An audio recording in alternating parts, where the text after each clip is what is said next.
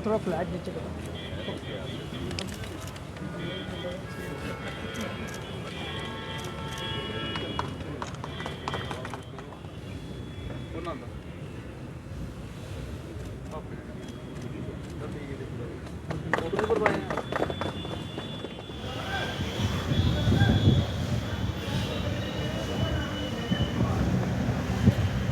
State bank of India जो भारत की विकास यात्रा का एक प्रमुख अंग रहा है, आज़ादी से पहले से लेकर के आज़ादी के बाद तक 200 साल पुराना ये संस्थान, और एम्स जम्मू जो हमारे जो नवीनतम एम्स हैं उनमें से एक है, उनकी ओर से सहयोग मिला है आज इस एम्बुलेंस के तौर पर। मुझे विश्वास है कि भविष्य में इस प्रकार का उनका सहयोग हमें प्राप्त होता रहेगा।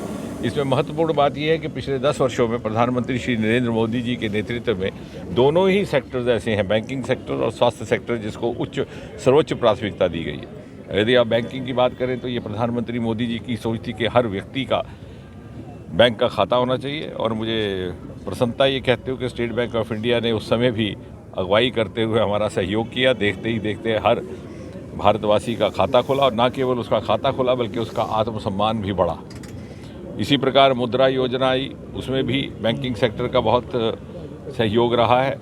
जितनी भी मोदी जी के द्वारा लाई गई स्कीमें थी, चाहे वो डीबीटी था, चाहे वो कोविड आपदा के दौरान खातों में सीधे पैसे जमा कराना था, चाहे प्रधानमंत्री किसान सम्मान निधि था, उसमें बैंकिंग सेक्टर का एक प्रमुख भूमिका रही है। दूसरी ओर जहां आप स्वास्थ्य क्षेत्र की बात करें तो शायद बहुत सारे लोगों के ध्यान में ना आया हो कि सन 2014 से पहले इस देश में गवर्नमेंट मेडिकल कॉलेज की संख्या कुल मिलाकर के लगभग 145 तक थी।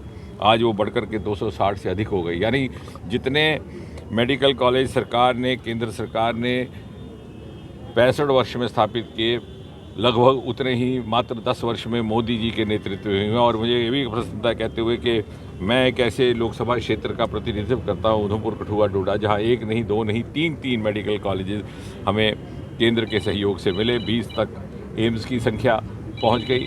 इसी प्रकार affordable, accessible and acceptable health care as well as medical education, इस उद्देश्य को लेकर के जब हम आगे बढ़े तो संख्या बढ़ा दी गई अंडर ग्रेजुएट MBBS सीटों की, MD सीटों की।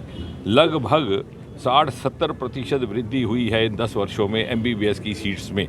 ये कुछ एक ऐसे आंकड़े जो आमतौर पर साझा नहीं होते और मीडिया में बड़ी प्रमुखता से छपते नहीं, लेकिन ये तथ्य पर आधारित है। इसी प्रकार पोस्ट ग्रेजुएट सीट्स लगभग 90% वृद्धि, ताकि कोई भी प्रतिभाशाली बालक या बालिका जिसमें योग्यता है वो केवल अपने आप को इसलिए मेडिकल एजुकेशन से वंचित ना रखे कि उसके पास साधन नहीं है, उसके पास पहुंच नहीं। जैसे मोदी जी कहते हैं कि अगले 25 वर्ष के अमृतकाल में यदि हमने भारत को उस शिखर पटल पर ले जाना है तो प्रत्येक नागरिक की भागीदारी, उसका योगदान अनिवार्य रहेगा। उसको सुनिश्चित करने के लिए, और साथ ही साथ हेल्थ स्टार्टअप्स का एक नया आयाम, टेलीमेडिसिन के माध्यम से, रोबोटिक मैनेजमेंट के माध्यम से एक नया क्षेत्र भी भारतवर्ष ने किया। और एक बड़ी महत्वपूर्ण बात यह है कि आज विश्व भारत को प्रोटेक्टिव, प्रिवेंटिव हेल्थ केयर का लीडर मानता है।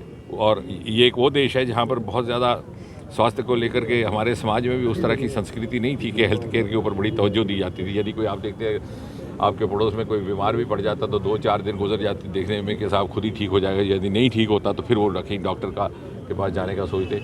ये वही देश जिसके बारे में दुनिया सोचती थी कि इनको बहुत ज़्यादा सेहत और सेहत का इलाज करने की परवाह नहीं रहती, आज उसने दुनिया को तोहफे के तौर पर कोविड का पहला वैक्सीन दिया। और मुझे खुशी है कि बायोटेक्नोलॉजी विभाग जिससे मैं जुड़ा हूँ उसमें इसके ट्रायल हुए, और आज इसे प्रोटेक्टिव हेल्थ केयर का लीडर माना जा रहा।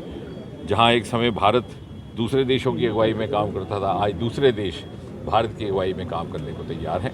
और साथ ही साथ एम्स में खड़े होकर के मुझे साधुवाद भी करना और बधाई भी देनी है जो हमारे यंग डॉक्टर्स हैं, रेजिडेंट्स हैं, जिन्होंने रातों रात कोविड की आपदा में अपनी प्रतिभाशाली परिश्रम से इस देश को आपदा से निकालने का काम किया।